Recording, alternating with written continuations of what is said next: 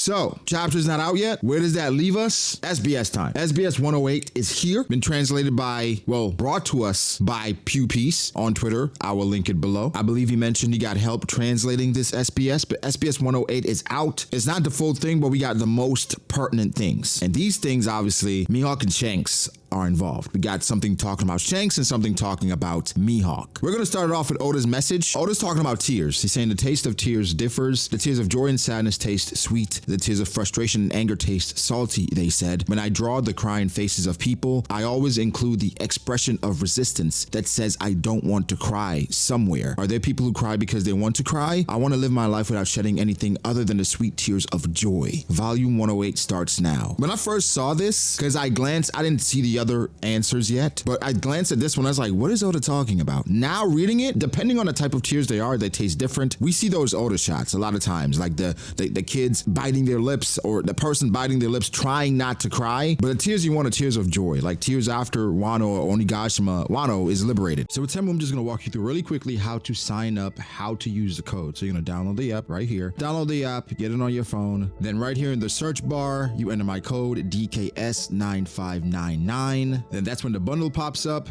You claim the bundle, then you go create your account, sign in, and then bada bing, bada boom, you are ready to go get some of these amazing deals. And here are a few of the deals I found that's like, yo, this would be dope, especially as a One Piece fan. This amazing dragon crew neck, only around $8 in different colors, black, white, and apricot, different sizes. I know we don't think Dragon has done anything or Dragon isn't making a move, but here's a shirt you can get that reminds you of your guy that could alleviate some of that. Next, the jellyfish lava lamp. If you're fans of Fishman Island, this could move you. Pretty dope lamp, home office decoration, color changing, can get it in black or white. Great quality, $11.75. I'm really liking this one. Next, a metal laser sword. Now, if you like Star Wars, obviously, or if you like swordsmanship, you could get the double light swords. 7 colors available, $30. This is insane value for something of this quality. And last but not least, the light emitting mask. We saw Shaka recently in the One Piece anime. This mask reminds me of that. Mysterious, a bit creepy, but also emitting light. I think this thing in the right setting could be really dope. If you use my code, obviously you get some money off as well. So you can go crazy without really doing anything, just signing up. So again, use my code DKS9599, claim your $100 coupon bundle. You can get all this for free, essentially, just by signing up. So guys, click the link below and let's get it going, man. This is something that's not that important, but it kinda is. I may look at people crying differently going forward. Something this small, Oda's paying attention to, like just the way people cry, the reason people cry, and how their tears could taste. Not much in the grand scheme, but I think it's something to pay attention to. Garling for Garland, about saying Garling's hairstyle. What would it look like if he kept growing his hair and beard? And Oda being the master troll that he is, this is what Garling would look like. Oda's a master troll. I think, this is something we figured, I guess, what happened to Garling based on how his hairstyle is. This is Oda in his troll bag. Next, Ivankov. Oda, what will Ivankov look like if Eva ate the fish fruit model Azure Dragon in God Valley? It's something we actually talked about when it happened. It was like, yo, what if Eva actually got that fruit? Oda answered. She said, I see. Fate is indeed paper thin. This is going to be a spoiler for those who only read the volume. I'm sorry, but after entering that story, I didn't want to include this ridiculous page in between. Here we go. We get a picture of Eva with Kaido's devil fruit, and it is terrifying. It is bizarre. Actually, it fits Eva pretty decently. I don't know. It's just seeing Eva without the fruit that Eva has now. It is, it's different. It's jarring. Ooh, Roger's sword. Oda, I have a request. I'm very moved that in this Vivre card, it's written that Roger named his sword Ace. So can I ask you to draw an anthropomorphization of Roger's blade? I received this request many times and you guys are unfair. Now I don't really have a choice but to draw the anthropomorphization of Ace. Well then, I want to draw a very cool one. So this is the anthropomorphization of Roger's beloved sword Ace. It's quite a big service from me, truly. What? Commissary. Looks like a character that should be in Sakamoto Days or something. I don't know. Very interesting. I like how he gave it the hilt too. That's interesting. I don't hate it. I guess this is why everybody wanted me to get to this. Marine Hunter Mihawk. Hello, Oda Sensei. In chapter 1058, Crocodile mentioned that Mihawk was called the Marine Hunter in the past. Is it somehow related to the reason why Mihawk joined the 7 Warlords of the Sea? This is a bit scary for me considering Oda is answering something this major in the SBS. Again, I don't know if he answers it, but the fact that it's acknowledged scares me because is Oda saying I don't have time to get into Mihawk's backstory, so I'm going to give it to you here? Or Mihawk's backstory isn't significant enough, so this is what it is? I don't necessarily know how to feel and what to think about this, but it is a bit scary because I want some Mihawk exposition, which I'm sure we will get before Zoro's fight, even in between before then, but man, let's get to it. Oda says Mihawk is a person who holds a grudge against the Marines in the past and have experienced a great betrayal. In a sense of solitude, he's just like Crocodile, who doesn't trust people and there's a part of him getting tired with life. Being a member of the Seven Warlords means he won't be chased by the Marines. That way he will have peace. So that's why he became a member, I think. But now that position has vanished. So the idea now is to hide behind Buggy's shadow. Whoa. Okay, let's dissect this really quickly. Mihawk, a person who holds a grudge against the Marines in the past, and he's experienced a great betrayal.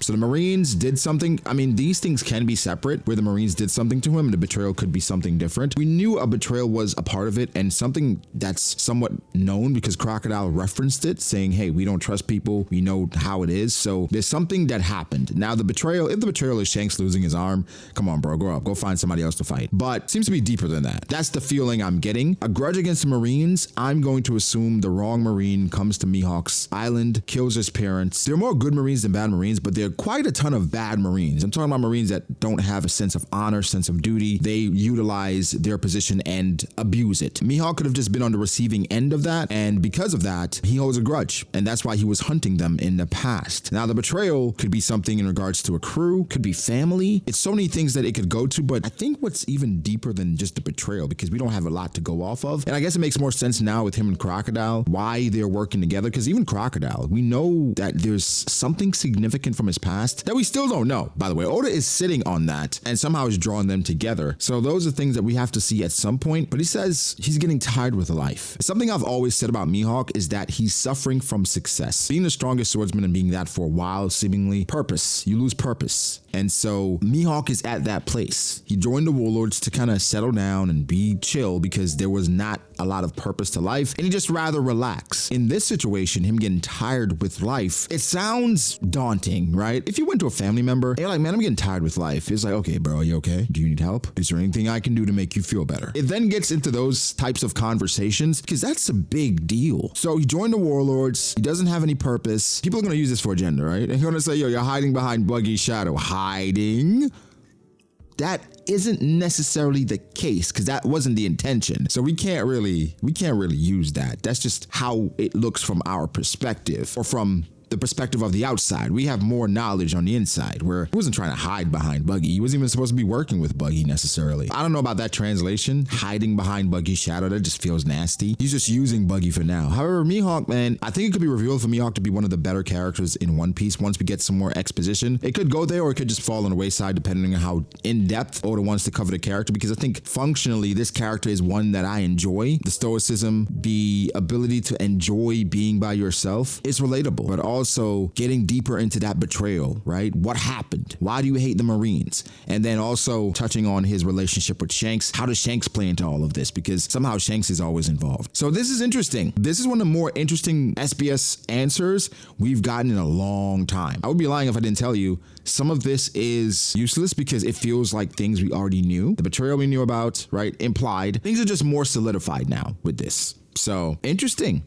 I like this a lot. I like this answer. Now, we talk about the SBS all the time saying we don't get important information. This is important information, right? You guys happy? We got it? Good. Is Morgans a flightless bird from the mink race? Oda says, right. There's no bird species amongst the mink race. The mink race is composed of animal humanoids with fluffy hairs. With that being said, Morgans ate the bird fruit model albatross, who is always in his human bird form. I wonder what he really looks like in his human form. What the heck? Okay.